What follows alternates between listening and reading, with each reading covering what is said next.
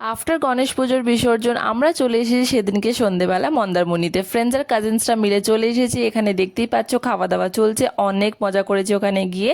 আর আমরা গেছিলাম সন্ধেবেলা। সন্ধেবেলা দেখো কত সুন্দর ভিউটা আসছে। আর তোমরা কমেন্ট করে জানিয়েছিলে যে তোমরা দেখতে চাও যে আমার বাড়িতে গণেশ পুজোর দিন কী কী খাওয়া দাওয়া হয়েছিল। সো ফাইনালি তোমাদের জন্য ব্লগটা চলে গিয়েছে।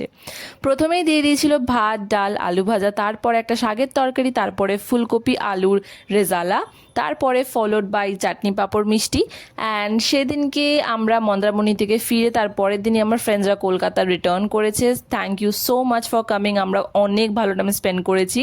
অ্যান্ড সেদিনকে ছিল আমাদের এখানে ষষ্ঠী পুজো, আর সেখানেও খাওয়া দাওয়া হয়েছে। আমরা সব পরিবার মিলে খাওয়া দাওয়া করেছি, আর সেখানেও হয়েছিল ভাত, ডাল, ভাজা, অনেক রকমের তরকারি।